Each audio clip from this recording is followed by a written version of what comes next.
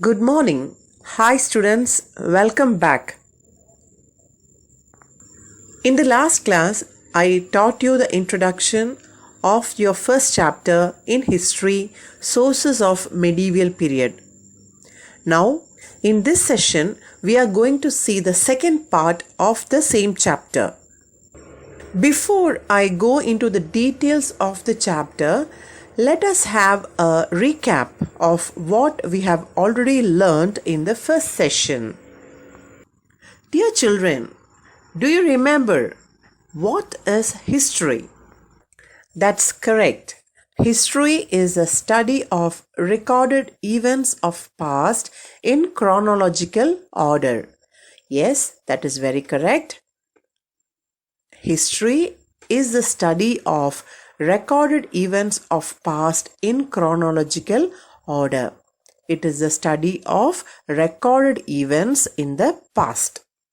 And it has to be done in a order as it has occurred. Next question. From which language we got the word history? Any answers? Yes, that is absolutely right. It is the Greek language. We got the word history from the language Greek. What is the meaning of the word historia? Yes, learning by enquiry. You learn something by enquiring it. What is the classification of Indian history? The Indian history is classified into ancient period, medieval period and modern period. Ancient period, medieval period and modern period. What are the two types of sources available to us to know about history? It is a primary source and secondary source. What were the sources we studied in the last class? In our last class, we studied about the primary sources, inscriptions and the different monuments. We studied inscriptions and monuments. Now, in this session, we are going to learn about the coins. Yes, my dear children, can you see the picture of a 5 rupee coin? Yes. Dear children, what are the information you can get from these coins? In the first side, you can see our national emblem, the lion capital, displayed. And below that, the motto is written there in Hindi, Satyameva Jayade. That means truth alone triumphs. And you can find the name of our country inscribed on that. In Hindi it is written Bharat and in English it is written India. On the other side of the coin you can find the value of the coin, which is 5 rupees. This coin is of 5 rupees and the year in which it was minted. It is written there 1994 and you can see a small dot. That means this coin was minted in Noida. The place where the coin was minted is Noida. There are different marks. If it is a diamond shape design at the end, that means it is a coin that is minted in Mumbai. If there is no mark for the coin, it is from Calcutta. If it has got a 5-point star, then it is minted from Hyderabad. So just by observing the details that are inscribed or printed on the coins, you are able to get so much of information about the time it is being minted. So children, just imagine if a person is able to get this coin, if he is getting the coin after 100 years or after a century, what all information can he guess from this coin? So that person will be able to get the name of the country, the worth of the coin, the year in which it was minted, and so on. In the same way, the coins which were released by rulers thousands of or hundreds of years ago gives information about that time. Dear children, some of you will be having the habit of collecting cards, playing cards, and you will be using it for playing with your friends, isn't it? Same way, some people are interested in collecting or gathering the coins. Okay, do you know what is the term of the people who collect the coins are called as? They are called as numismatics. The study of coins is also known as numismatics. That means you collect the coins and you keep it as a hobby. You develop it as a hobby, then it is called as numismatics. Same way, the study of coins, the way we study about the coins, is also known as numismatics. Now let us spell the word numismatics. numismatics.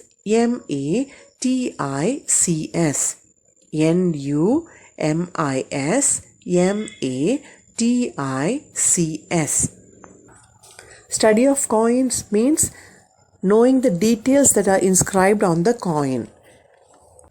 And the people study about what is the inscription on that, what era it is from, who is the ruler of that time.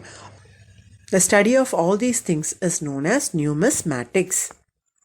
Now let us see what are the things which we can understand from the coins. We will be able to get the name of the king with their titles and portraits, events, places, dates, dynasties and logos. When a king is introducing a coin, on that the name of the king with its title will be mentioned and the portrait of the king may be there. Portrait means Urva Padam. So the name of the king will be there on that. Along with that, his title will be there and his photo will be there. Photo will be inscribed or etched into the coin. The next thing is the event.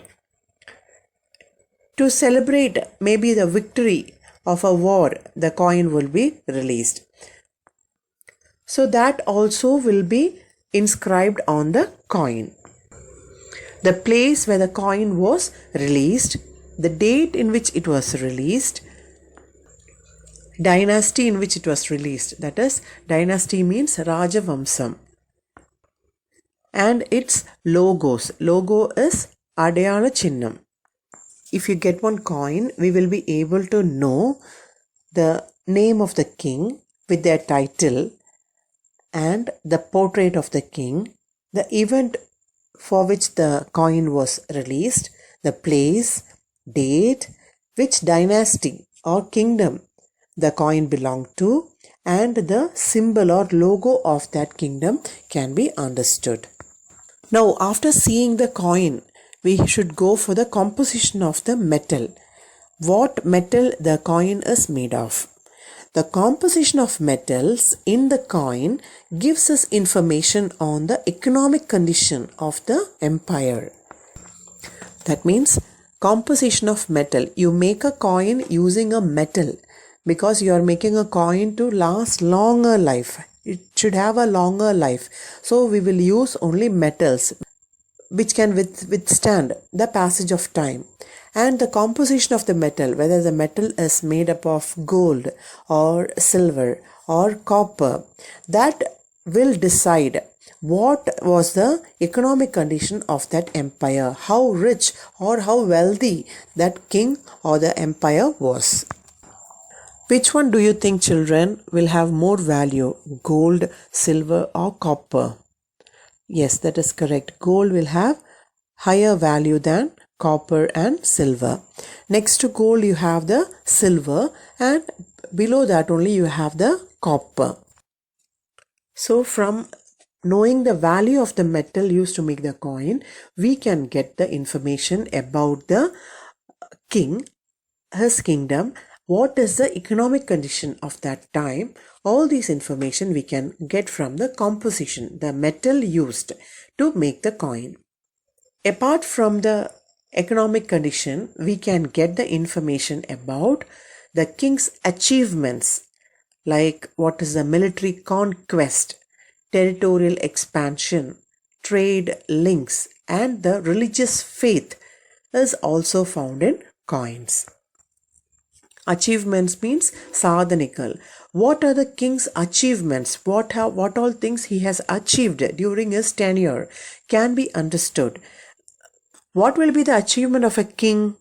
Getting the military conquest, like by attacking another country. He will be having more number of soldiers to his kingdom. Next is the territorial expansion. Territorial expansion means to spread his empire or spread his kingdom. He will attack the neighboring countries, neighboring places, and he will conquer that and make it his. If a king is getting victory over the neighboring place, he will annex the land. He will add the land which is won in the war to his kingdom. That is the meaning of territorial expansion. You expand your territory. Trade links means business dealings. Introducing business exchange of things between the two countries. And religious faith. The belief in God is also found in the coins. So you can get information about the king, his empire, his portrait, the event which the coin was released, the date, which dynasty the king belonged to, logo of that dynasty, and the composition of metals. We can identify how wealthy or how poor the king was, and also about the achievements. What are the military conquest? What was the territorial expansion? Any trade links were there? The religious faith. All this information we can gather by studying the coin from an older age. Muhammad Ghori is an invader of Turkey, had stamped the figure of goddess Lakshmi on his gold coins and had his name inscribed on it. From that, we can understand that the Turkish invader was liberal in his religious outlook. What is the name of the invader of Turkey? Yes, it was Muhammad Ghori. Muhammad Ghori is an Islamic invader. On his coin, he had stamped the figure of goddess Lakshmi, a Hindu god. So, Islamic invader, on his coin he is having the stamp of goddess Lakshmi, and along with the goddess Lakshmi he had his name also on that. So from that what we can understand, being an Islamic ruler, he had a Hindu god's figure on his coin. That means he was very, very liberal in his religious outlook. That means liberal means he was very free. He considered equal. All religions were equal to him. Invader means padeyad parlor. That means he will try to move from one country to another country, trying to conquest that, trying to declare a war and try to win that country. Now there were copper jittals and silver tangas. These were the coins that was daily use in Afghan, northwestern India, and it had, as you can see, some Arabic words on the inscriptions. It had some inscriptions, Arabic inscriptions, and these coins were of Delhi Sultanate. It was by Delhi Sultanate. So these coins were introduced by Iltutmish. He was the third of the Mamluk kings, and he was the first Muslim sovereign to rule from Delhi. You can consider him as a founder of the New Delhi. So in his coins, copper jittals and silver tangas were giving information about the Delhi sultans. A jittal contained 3.6 grains of silver, and 48 jittals were equal to 1 silver tanga. In the picture, the first one you can see that is a copper jittal, and the second one is made of silver. It is silver tanga. You'd have studied in your maths class that 1 rupee is equal to 100 paise, Am I correct? 1 rupee is equal to 100 paise. So we can say 100 paise make 1 rupee. Same way we can say 1 silver tanka is equal to 48 jittals. 1 silver tanka is equal to 48 jittals. Next is a gold coin by the Alauddin Khilji, who was the most powerful emperor of the Khilji dynasty that ruled the Delhi Sultanate. Look at the coin very carefully. There are so many inscriptions on that. So once we are able to decode the inscriptions, it is also a very rich source of information for us of the past. Muhammad bin Tughlaq, ruler of the Tughlaq dynasty, who ordered to move his capital from Delhi to Dawlatabad. His coins, copper coins, are the indicative of coinages as well as the economic prosperity of the country. Children, token currency means the money of a regular government issue, like government issues paper currency or coins, which have greater face value than the intrinsic value. The value of paper is less, but when it is in the form of a currency, its value is more. Same way, Tughlaq also introduced token currency. Dear children, with that we come to the end of today's session. We have learned another important primary source of our history, which is coins. Okay. Now it is worksheet time. I will read the worksheet for you. Just listen carefully and try to recollect the answers. And you can write this worksheet. You copy it down in a piece of paper and you write the questions first. Afterwards, you write the answer. You can watch the video 1 or 2 times, pause it, learn it properly, and then write the worksheet as test. Take a snap of it and send it to my personal WhatsApp number. First Roman number is fill in the blanks. First question is, Dash had stamped the figure of goddess Lakshmi on his gold coins and had his name inscribed on it. Dash had stamped the figure of goddess Lakshmi on his gold coins and had his name inscribed on it. Now question number 2. 3.6 grains of silver amounted to a dash. 3.6 grains of silver amounted to a dash. The next Roman number is match the following. The first one is Khajuraho, Odisha, Konark, Hampi, Dilwara, Madhya Pradesh, Virupaksha, Rajasthan. Second Roman number is match the following. This is based on the video session of the first class. Now first option is Khajuraho. Khajuraho is a temple in Madhya Pradesh. Second one is Konark. Konark temple is there in Odisha, Sun temple in Odisha. Third one is Dilwara. Dilwara temple is in Rajasthan.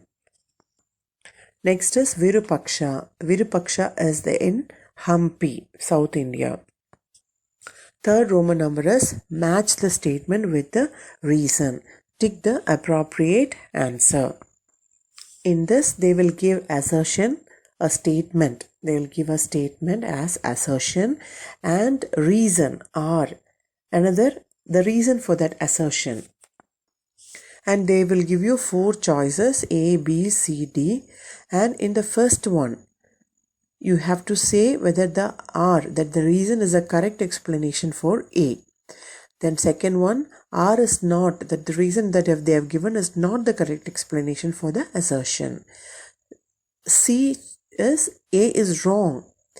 The assertion is wrong, but the reason is correct. Fourth option is A and R are wrong.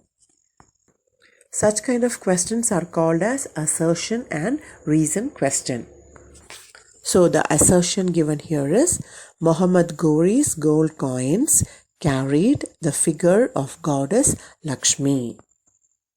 The reason given is the Turkish invader was liberal in his religious outlook. That is, he was not very particular about the religion. He considered all the religion equal and gave importance to all the religion.